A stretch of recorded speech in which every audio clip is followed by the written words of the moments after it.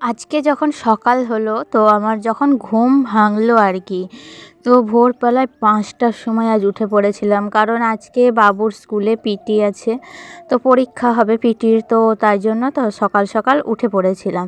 তো উঠে দেখি চারপাশটায় এত পরিমাণে কুয়াশা আর এত অন্ধকার হয়ে আছে, আর কি প্রচুর পরিমাণে আজকে ঠান্ডা যে তোমাদের বলে বোঝাতে পারবো না।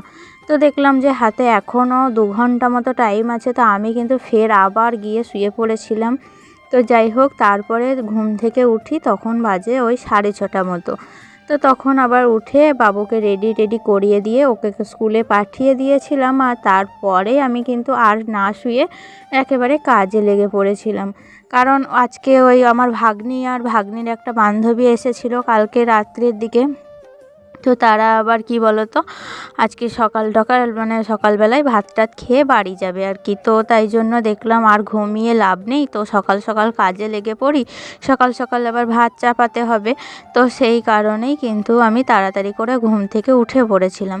তো এদিকে দেখো, আমি কিন্তু বাসি ঘরগুলো সকাল সকাল কমপ্লিট করে দিয়েছি। আর কি বলো তো, আর যদি দেখতাম যে ওরা কেউ যদি না আসতো তাহলে কিন্তু আমি না এখনও উঠতাম না। আজকে একদম আমার ঘুম থেকে উঠতে ইচ্ছা করছিল না। তো যাই হোক, মানে এই লেপের ভেতর ঢুকে একটু শুয়ে থাকতে ইচ্ছা করছিল। ঘুম না এলেও লেপের ভিতরে ঢুকে কিন্তু শুয়ে থাকার কিন্তু আলাদা একটা মজা, জানো। এই শীতকালে এটাই কিন্তু সব থেকে মনে হয় আরামের একটা জিনিস। তো যাই হোক, সব কিছু বাদ দিয়ে যখন উঠেই পড়লাম, আবার কালকে রাত্রের দিকে একটু ঝামেলাঝাটি হয়েছিল, তো সেই ভেবে কিন্তু আরও তাড়াতাড়ি উঠে পড়েছি। যাই হোক, শ্বশুরবাড়ি বলে কথা, আবার যদি দেরি করে ঘুম থেকে উঠি তাহলে আজকেও কিন্তু সেই রকমই ঝামেলাঝাটি হতে পারে। তো যাই হোক, আর দেখো সব কিছু বাদ দিয়ে তাড়াতাড়ি ঘুম থেকে উঠে পড়েছিলাম, আর বাসি কাজ সকালবেলা সব কিছু কমপ্লিট। তো যাই হোক, বাসি কাজটা কোনো রকমে যদি সারলাম, তারপর যখন বাসি কাপড়টা কাচতে গিয়েছিলাম, তো এত ঠান্ডা যে সত্যি করে বোধহয় ওই তাপমাত্রা বোধহয় 13 ডিগ্রিতে নেমে এসেছিলো, এরকম ঠান্ডা। তো যাই হোক, সব কিছু মেনে নিয়ে কাপড়টাও কেচে নিয়েছিলাম সকাল সকাল। আর প্রতিদিন তো কাপড় কাচতেই হয়, বাসি কাপড়ে তো আর সংসারে ঢোকা যায় না। যাই হোক, সব কথা মাথায় রেখে এখন দেখো ছাদে চলে এসেছি। কিন্তু ছাদে যখন এলাম, ছাদে এত হাওয়া দিচ্ছিল চারপাশে যে ফুলের গাছগুলো কিন্তু সমস্তটা না নুয়ে পড়ে গেছে। একে তো ফুলের ভার, তার উপরে চারিদিক থেকে হাওয়ার চাপ, তো কোনোটা সহ্য করতে না পেরে পড়ে গিয়েছিল। তো সেগুলোকে আবার তুলে রাখলাম। আর এখন দেখো, আমি কিন্তু চাদরটা গা থেকে সরাতেই পারছি না, এত পরিমাণে ঠান্ডা। ভাবছিলাম যে কি করে সব রান্না বান্না সারাদিনের কাজ কি করে কমপ্লিট করব। তো যতক্ষণ না কমপ্লিট হচ্ছিল ততক্ষণ কিন্তু শান্তি পেচ্ছিলাম না। আর চারপাশটা এত পরিমাণে কুয়াশায় না ওরা ভরপুর হয়ে আছে, মনে হচ্ছিল অন্ধকার, সূর্য তো ওঠেইনি, আর সূর্যি মামার তো দেখাও পাইনি। তো যাই হোক, তারপরে দেখো চলে এসেছিলাম ঠাকুর ঘরে। আর ঠাকুর ঘরে এসেই কিন্তু কালকের যে টুনি বাল্বগুলো লাগিয়ে দিয়েছিলাম, তো ওটাকে জ্বেলে দিলাম। আর তারপরে ঠাকুর ঘরে যে বাসনগুলো ধুতে হবে সেগুলো এক জায়গায় ভালো করে জড়ো করে রেখে দিলাম। তো ঠাকুর ঘরের কাজটা তো আমি খুব একটা করি না, ওই সকালবেলায় আসি, ঠাকুরকে একটু ফুল দিয়ে ওই আহ্নিকটুকু করি, এই মাত্র। তাছাড়া সমস্ত কাজ তো শাশুড়িমাই দেখে, তো শাশুড়িমাই সব কিছু করবে, ঠাকুর ঘর মোছামুছি, বাসন ধোয়া, তো সব কিছুই আর কি উনি করেন। তো যাই হোক, আমার যতটুকু কাজ আমি ওই আহ্নিকটুকু করে নিই আর কি। সকালবেলায় বাসি কাপড়টা ছেড়ে আহ্নিকটা করে ঠাকুর ঘরটায় একটু প্রণাম টনাম করে চলে যাই। তো তারপরে আমি হেঁসেলে ঢুকে পড়ি। তার হেঁসেলে ঢুকে পড়া মাত্রই কিন্তু তারপরে কিন্তু আর আমার এই ঠাকুরের দিকে আসা হয় না। তো যাই হোক, সকালবেলায় ওই যখন আর কি বাসন টাসন ধুয়েছিলাম, তো বাসি ঘর মুছেছিলাম, কিন্তু রান্নাঘরটার গোছগাছ করা হয়নি। তো একবারে চলে গিয়েছিলাম ঠাকুর ঘরে। তো তাই জন্য ঠাকুর ঘর থেকে এসে এখন দেখো সমস্ত বাসন যেগুলো ধুয়ে রেখেছিলাম সেগুলো একটু রান্নাঘরটা আর কি গুছিয়ে নিচ্ছি। তো তারপরে তো এখন আমি কাজে লেগে পড়বো। রান্নাবান্না জোগাড় সব কিছু প্রায় কমপ্লিট করাই আছে। আর ওই শীতকালে আমি যেটা করে থাকি রান্নার সুবিধার্থে, বেশি করে একটু মশলা আমি কিন্তু মিক্সিতে পেস্ট করে ওই ফ্রিজের মধ্যে রেখে দিই। তাহলে রান্নাটা চটজলদি যেদিন রান্না করতে হয় সেদিন খুব সুবিধা হয়ে যায়। তো একদিনে একটু বেশি করে মশলা তোমরাও যদি মনে করো তো ফ্রিজের মধ্যে রেখে দিতে পারো। আর এখন যেহেতু শীতকাল, তো ফ্রিজে না রাখলেও কিন্তু ওই একটা বাটির মধ্যে জল রেখে তো তারপরে কিন্তু মশলাটা তার উপরে রেখে তো তুমি কিন্তু সেখানে রেখে দিতে পারো। তো তাতে করেও কিন্তু কাজ চলে যায়। আর তারপরে একটু গরম জল খেয়ে নিয়ে দেখো আমি কিন্তু এখন রান্নাটাও বসিয়ে দিয়েছি। তো আজকে ওই বানাবো ফুলকপি আলুর তরকারি। আর এদিকে আমি একটু ডিম সিদ্ধ করতে দিয়েছি। আর মাছ নিয়েছিলাম, আজকে আমেরিকান মাছ নিয়েছি। তো আমেরিকান মাছের মাছের থেকে একটুখানি আবার ডিমও পেয়েছিলাম। তো দেখা যাক কত দূর করতে পারি, তাড়াতাড়ি করে রান্নাবান্নাটা সারতে হবে। তো আজকে আর মাছের ডিমটা করব না, জানো তো। মাছের ডিম করতে গেলে বিভিন্ন রকম সমস্যা, আবার অনেকখানি ঝামেলা আছে। তো সেই জন্য মাছটা আজকে করব না। এই আলু ফুলকপির তরকারি, ডিমের ঝোল করব। আর এই একদিকে করব এই যে পেঁয়াজের লাল দিয়ে বেগুন, শিম, আলু সব কিছু দিয়ে মশলা দিয়ে একটু তরকারি। আর তাছাড়া করব টমেটোর চাটনি আর বেগুন ভাজা। তো আজকে রান্নার মেনুতে এইগুলোই থাকছে। আসলে কি বলো তো, বান্ধবীকে নিয়ে ভাগ্নি প্রথমবার আমাদের বাড়িতে একাই এসেছে। ওদের তো এক্সাম শেষ হয়ে গিয়েছে, তো যাই হোক রেজাল্টও বেরিয়ে গিয়েছে, পাশ করেছে, সেই আনন্দে আর কি প্রথমবার একা আমাদের বাড়িতে এসেছে। আর সে আসতে পারছে কি না এটাও একটা দেখার জন্য আর কি, একাই একাই আসতে পারছে কি না।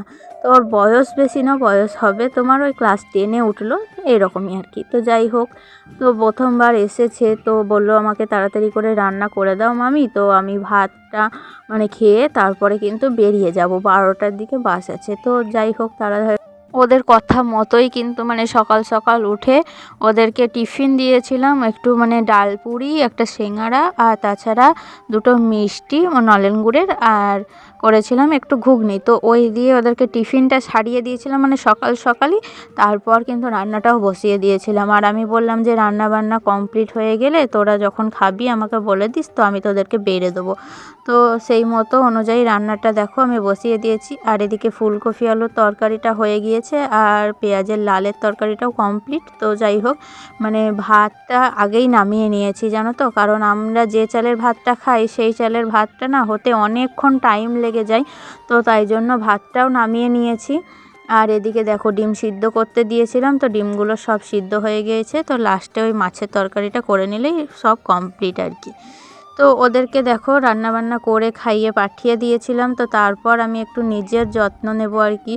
একে তো রোদ নেই, কিন্তু আমি ওই গোটা অঘ্রাণ মাস কিন্তু মাথায় শ্যাম্পু দিইনি।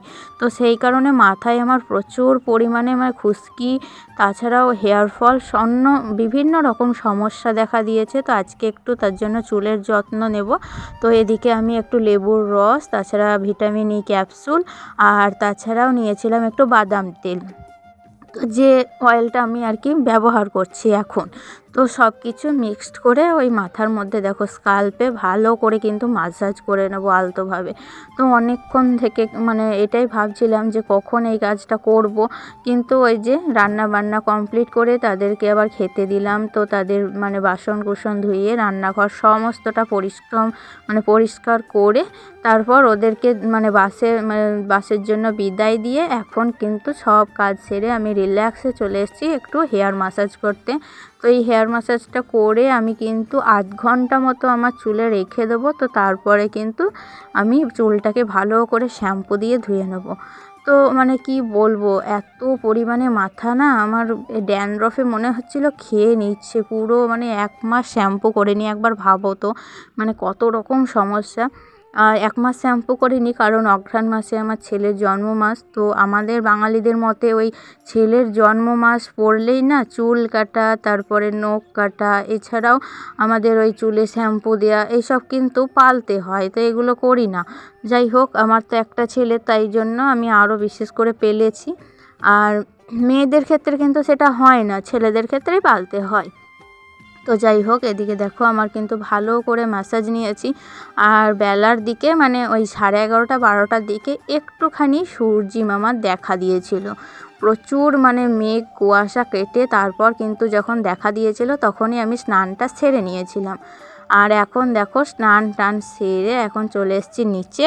আর নিচে কিন্তু মানে ওই শ্যাম্পু করার পর চুলের মানে এমন অবস্থা যে ফাঁস ছাড়াতে পুরো আধ ঘন্টা লেগে গিয়েছিল, তবেই কিন্তু একটু মানে শান্তি পেলাম আর কি। তো মানে চুলটা এতদিন পর মাথাটা ঘষে আজকে কিন্তু মনে হচ্ছে যেন অনেকটা রিল্যাক্স পেয়েছি। আর এদিকে দেখো আমি কিন্তু শাড়ি পরে নিয়েছি, কারণ আমি আবার ওই বিকেলের দিকে টিউশনি যাব। তো আর বারবার এই শীতে ড্রেস চেঞ্জ করাটা না কঠিন একটা সমস্যার সম্মুখীন হতে হয়। সেই কারণে দেখো আমি কিন্তু ভালো করে শাড়ি একবারই পরে নিয়েছি। আর চুলটা একটু শুকিয়ে নেব, তারপর খাওয়া দাওয়া করব, বাবুকেও খাইয়ে নেব, তারপর আমরা কিন্তু ওই টিউশনির জন্য বেরিয়ে পড়ব। আর একটা দিন হলেই বাবুর পরীক্ষা শেষ, তো যাই হোক তারপর কিন্তু কিছুদিন একটু রেস্ট নেব। টিউশনিটা ভাবছি দুদিন একটু কামাই করব। তো যাই হোক এদিকে দেখো আমি টিউশন থেকে চলে এসে তারপর বাড়িতে কিন্তু একটু পাস্তা বানিয়েছিলাম সন্ধে। তো কালকে হাফ বানিয়েছিলাম, তো ভাগ্নিরা এসেছিলো তো হাফ রয়ে গিয়েছিলো, তো সেটাই কিন্তু আজকে কমপ্লিট করে নিয়েছি। এটা হচ্ছে এগ পাস্তা। তো খেতে বেশ মোটামুটি ভালোই লাগছিল, কারণ আমি পাস্তা খুব একটা বানাই না, ম্যাগিটাই করি। তো পাস্তাটা এনেছিল আমার ছেলে খাবো বলে, তো ও তো খেতে পছন্দ করে না, তাই আমরাই একটাকে খেয়ে শেষ করে দিচ্ছি। তো বলো বন্ধুরা, আজকের পুরো ভিডিওটি তোমাদের কেমন লাগলো? তো যদি ভালো লেগে থাকে অবশ্যই লাইক কমেন্ট আর শেয়ার করে দিও, আর অবশ্যই পাশে থেকো। তো আবারও দেখা হচ্ছে ব্লগে, ততক্ষণ কিন্তু ভালো থেকো, সুস্থ থেকো, আর নিজেদের খেয়াল রেখো। আর অবশ্যই কিন্তু নতুন বন্ধুরা আমার পাশে থেকে আমার চ্যানেলটিকে সাবস্ক্রাইব করতে ভুলে যেও না। তো চলো, টাটা।